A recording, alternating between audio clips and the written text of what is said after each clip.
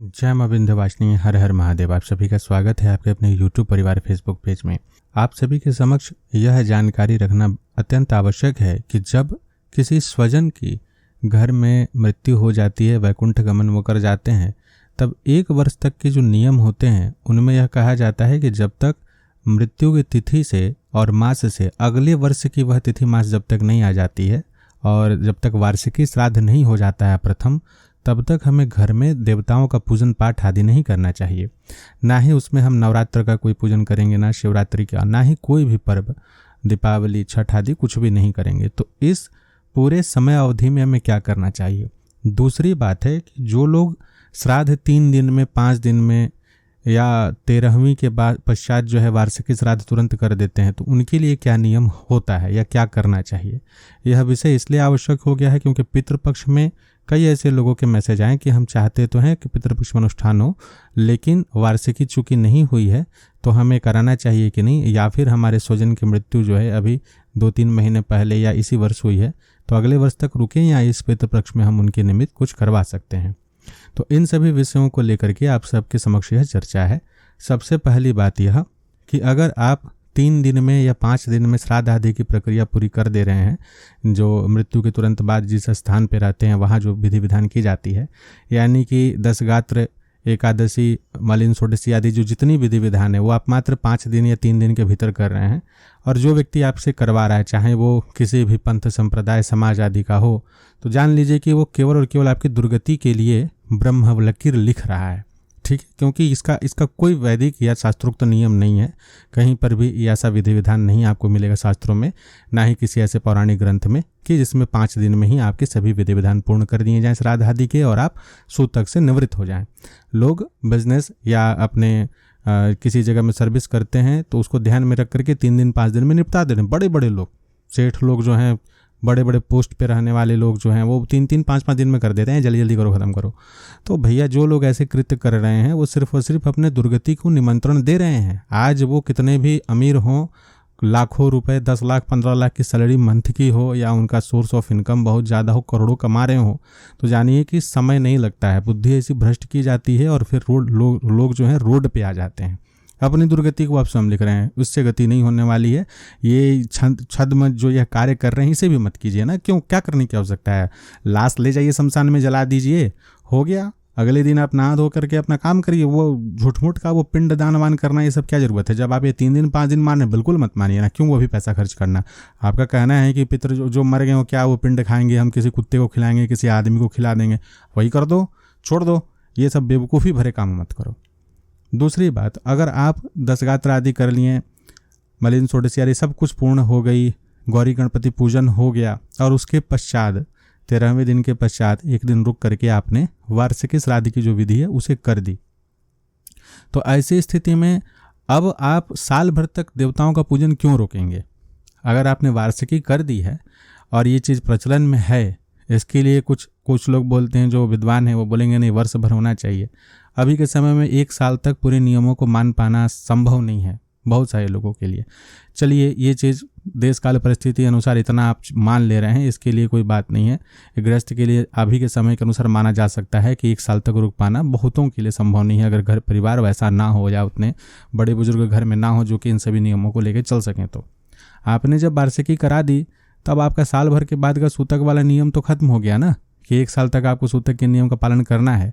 तो लोग इसमें भी क्या होशियारी लगा रहे हैं कि बाबू साल भर तो जो है पूजन पाठ का पैसा तो बचपे ना करेगा। नवरात्रि में 15-20 हज़ार का खर्चा है, शिवरात्रि में खर्चा है, दीपावली में खर्चा है, तो काहेला उसमें उतना खर्चा करना है। ऐसा है कि हम 13वीं के बाद से वार्षिकी श्राद्ध भी कर दिए और ये भी घर में बोल दिए कि बाबू ऐसा है कि अगले साल तक जब तक ये तिथि ना दोबारा, ये महीना ना आ जाए और इनकी वार्षिकी ना हो पुनः, तब तक जो है घर में कोई पूजन पाठ नहीं होगा। हमारा घी का पैसा, तेल का पैसा, सब चीज़ बच जाएगा पूरे साल भर के लिए। बहुत होशियारी करते हैं।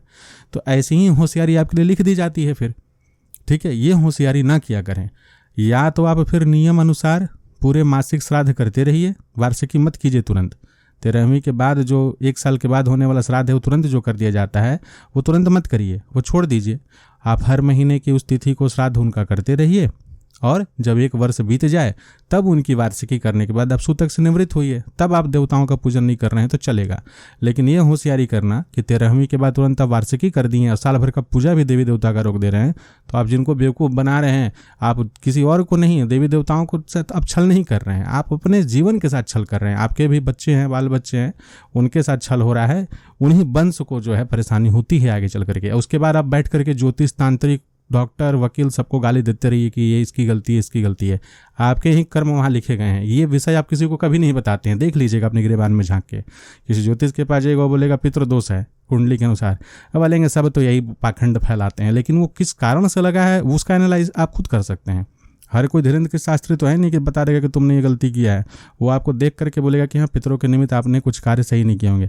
आप अपने से नहीं बताइएगा तो ये थोड़ी बता देगा हर कोई कि नहीं आप जो है वार्षिकी करके साल भर पूजा रोकें, या आप वार्षिकी किए ही नहीं हैं, या 5 दिन में कर दिए हैं। ये तो आप देखिए, आप हो सकता है आपके बाल बच्चे जो अभी नया यंग जनरेशन है जो अब भुगत रहे हैं और खोजते हैं कहीं सॉल्यूशन की, तांत्रिकों के पास, ज्योतिषियों के पास मिले, तो उनके माता पिता ऐसे कृत्य करके बैठे होंगे घर में, तभी इस तरीके की चीज़ें हो रही हैं।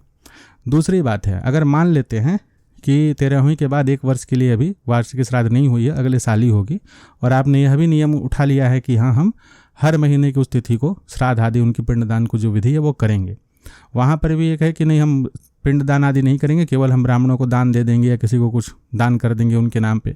देखिए परिस्थिति अनुसार अगर वैसे व्यक्ति नहीं हैं या आपके पास समय नहीं है तो चलिए चल सकता है, माना जा सकता है। लेकिन आप अगर भारत में हैं, किसी भी क्षेत्र में भारत में है, वहाँ पर अगर वैसे विद्वान व्यक्ति उपलब्ध हैं जो कि श्राद्ध करा सकें, तो एक दिन का समय तो निकालिए। जिनका दिया हुआ ये शरीर है या आपके स्वजन में जिनकी भी वैसे मृत्यु हुई जो आपके कहीं कारण बनते हैं, तो आप इतना तो कर ही सकते हैं कि महीने में 1 दिन उनके लिए निकाल लें। जिस भी जगह, जरूरी नहीं है कि आप कहीं और बिजनेस करने या जॉब करने के रिगार्डिंग कहीं और हैं तो वहाँ पे नहीं कर सकते हैं, आसपास पता करके करवा लीजिए। वहाँ के लोग भी आसपास में होते ही होंगे, मरते ही होंगे, उनकी भी श्राद्ध विधि होती होगी, वहीं कर लीजिए। और इस बीच में घर में जो पूजन पाठ बंद है, तो पूजन पाठ के लिए क्या करना चाहिए? तो आप जो है वर्ष भर अगर पूजन रुका है, वार्षिकी नहीं हुई है, तो इसमें आप धूप दीप नैवेद्य आदि नहीं कर सकते हैं, देवताओं को स्नान नहीं करा सकते हैं, हवन यज्ञ आदि नहीं कर सकते हैं, पर्व त्यौहार पूर्ण रूप से नहीं मना सकते हैं, ठीक है। लेकिन आप मानसोपचार पूजन कर सकते हैं, सूर्य भगवान को अर्घ्य दे सकते हैं। तीर्थ में जा रहे हैं तो मुख्य स्थान पे आप दर्शन न करके वहाँ अपने जिनके निमित्त माता पिता हैं उनके निमित्त आप श्राद्ध आदि की विधि तीर्थ में भी कर सकते हैं। लेकिन इसमें वार्षिकी अगर नहीं हुई रहती है तो उसके लिए मनाही है, तो अपने क्षेत्र अनुसार इस परंपरा का पालन करें। अगर करने की है अनुमति तो करें, अन्यथा तीर्थ दर्शन भी पितरों के निमित्त कर लें। गीता पाठ के लिए मनाही नहीं है, और गीता पाठ तो सभी को करना चाहिए पूरे साल भर तक। आप पूरे अध्याय का पाठ नहीं कर सकते 18 का, 3रे अध्याय का कर लीजिए, 7वां अध्याय का कर लीजिए, हिंदी में कीजिए, महात्म्य सहित कीजिए, ताकि समझ में आए कि हाँ ये क्यों पाठ करने के लिए बोला जा रहा है, महात्म्य भी ये क्या इससे प्राप्त होगा। और उसके बाद मन लगा करके 13वें अध्याय का पाठ, बहुत लगेगा तो 15 मिनट का टाइम लगेगा, प्रतिदिन कर सकते हैं। पूजन स्थान पर नहीं बैठना है, थोड़ा सा उससे दूर ही बैठिए, बाहर ही बैठिए, कुसा के आसन पर सफ़ेद वस्त्र पहन करके बैठ सकते हैं और भगवान नारायण का स्मरण करते हुए आप पाठ आदि कर सकते हैं। आचमन आप कर सकते हैं, हाथ में पावित्री धारण कर सकते हैं, शिखाबंधन कर सकते हैं। यज्ञोपवीत को अपशब्द करने की आवश्यकता नहीं है, सामान्य यज्ञोपवीत में ही आप जो है बैठ करके गीता पाठ आदि करें और मानसिक रूप से उसका समर्पण भगवान नारायण के श्री चरणों में अपने जो स्वजन जिनके की अभी वैकुंठ गमन जिनका हुआ है उनके निमित्त समर्पित कर दें कि उनकी सदगति हो जाए। इस प्रकार से आप करेंगे तो वर्ष भर तक देवताओं के पितरों की कृपा भी बनी रहेगी, आगे के लिए भी आपका बहुत कुछ बढ़िया होगा। तो इन नियमों का पालन कीजिए, ना कि बहाने खोज करके पैसे बचाना है या फिर समय बचाना है और इन सभी के नाम पर आपको ढोंग पाखंड करना। पाखंड आप कर रहे होते हैं, दूसरों को दोष देना बंद कीजिए। जय माँ।